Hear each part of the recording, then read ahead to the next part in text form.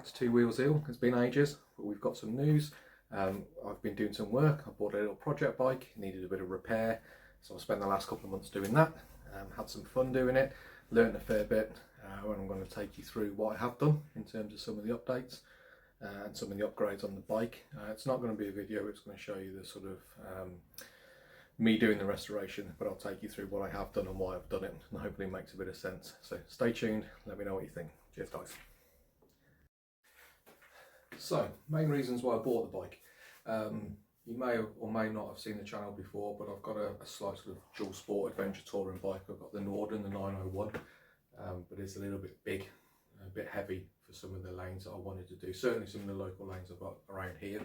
Great if you want to do some more gravel tracks and some fire roads, etc.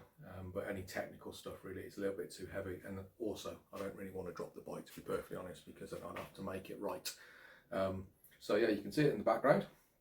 I'll do a little bit of a talk through and a walk through on it in a bit, but it's a tiny little 1994 Yamaha. I think it's the Serra, they call it the Serra, or the XT225, single cylinder, air cooled, and apparently quite reliable. And it's yeah, so I'm going to give you a bit of a walk around, so bear with me and I'll get back to you in a sec. Right, I'm hoping you guys can see this okay. So you can see we've got a 1994 XT225. That's in kilometres, so just over 20,000 kilometres on the bike, which I think is about 12,000 miles. And it seems to be running okay at the minute. And I'll give you a bit of a run through in terms of where we are. Okay. And you can see disc on the front. I don't quite know the difference with some of these, but some have discs on the front, some have pads on the front, some drums on the back, I should say. This one's a 94 with a disc, and you can see that one of the jobs I've got left to do is to change this, because this isn't right at the minute. It's not actually touching the tyres, you can see, but it's too big for the actual bike itself. And one of the things I did do was just get the camera around onto it there, is to change these pins here, these retaining pins, because they were both rounded off. So I think it was about 10 quid for a new set. So I took the caliper off, rebuilt it, put new pins in, new pads as well, as you can see there. Exhaust here, not seen one of these before. Little spark arrestor type exhaust here, but no real need to change that. It does the job. Put a new battery on it, and I've painted the frame as well, because all of this, I'll put some of the stills that I had when I got the bike for you guys to have a look, and you can see how sort of chipped away that the frame was. Similar story here on the master cylinder. You can see the bottom bolt here, which is original. It's been, well, it's corroded on, but it did come off, and I've put it back on, but the top one was completely stripped. So I've put a stainless steel cap head in at the minute. Not great, but it will do the trick in terms of what we're after. And then I sprayed some of the engine casings. I did an oil change, oil filter change. They were chipped, so I sprayed those back out so it looks a little bit better. Just missing the bolt in there, which I've got up on the desk actually, so I'll be putting that in. I'll change the spark plug. You can see the engine there, and then you've got the valve covers here. So you've got the exhaust here, and you've got the intake there. So I did a valve service on the bike also. Pleased to say that they were in spec. Changed out this little rear fuel reservoir as well, because it was corroded and leaking, and then put a new one on as well. I think I paid about a couple of quid for it off Amazon, so I can't really complain too much there. And then these here, these weren't on the bike, and I got these off a chap on eBay who does some 3D printing, and he scanned, I believe, some original parts, and I've bought two, so I put them back on the bike. And yeah, so there we are. I'll just come back up to the top.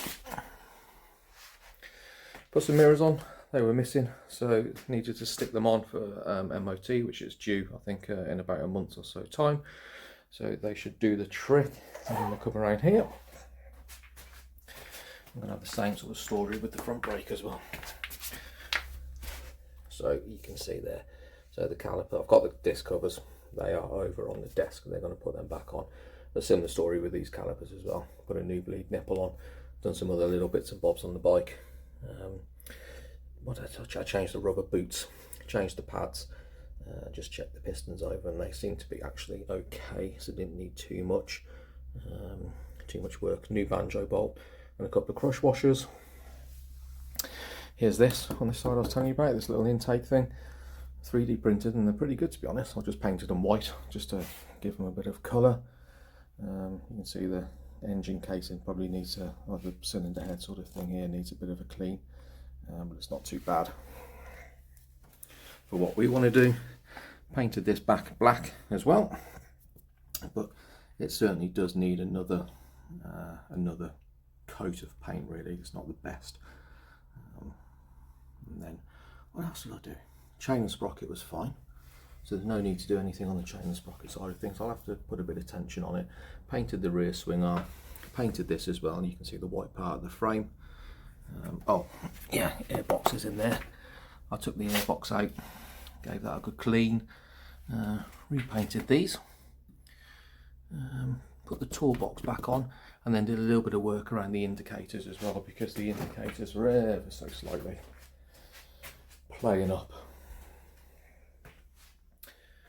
They were flashing intermediately, which wasn't great. Paint wise on the body is okay, so it's this blue colour. I think it's been repainted blue. I'm pretty sure these didn't come in blue, but at some point probably need to do a little bit of work on that. But yeah, other than that, it's pretty. Oh yeah, forget about this. So these nuts and bolts, I replaced those. They needed a little bit of zoom in on this, just the pinch bolts on there. Brakes, so I did both the brake and clutch, and then also the master cylinder as well. Rebuilt the master cylinder and did a full changeover in terms of brake fluid. I've been out on it. It's not a bad little bike, but I'll give you a bit of a update on that now. 2 seconds, guys. So I guess the question is, how much did you spend in terms of putting the bike together, or bringing it back to some sort of standard which I was happy with? And it was about 200 quid. I couldn't believe how cheap some of the parts are for this bike. I really couldn't. And it's, you know, I think it's Yamaha bits, or Wimoto as well, as where you can get the parts from, as well as eBay. There's a couple of little bits and bobs on eBay, but ultimately the bike is extremely cheap to buy parts for, and so far, touch wood, been quite easy to work on. So yeah, it's been a good bit of fun. I've ridden it a few times already. It's quite torquey for a little 225cc single. It revs out quite high, so I might have a look at the gearing just to see. I think I've got some different sprockets I can look to use and change out. But looking forward to getting it onto the trails as well. You can see that. I don't know if you can see the Husky lane here, but this is way too big for some of the trails around here. So it's probably not a good idea to take that out and use that, because it'll end up, well, without a doubt, I'll end up dropping it, and I don't really want to damage that too much. Whereas this on the other side, or on the other hand I should say, if I drop this, I could probably pick it back up, which makes life a little bit easier as well in terms of riding, which is good.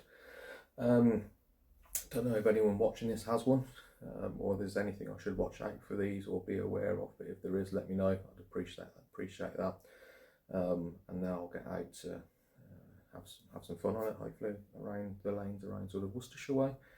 But yeah, that's pretty much it. You can get these for quite cheap.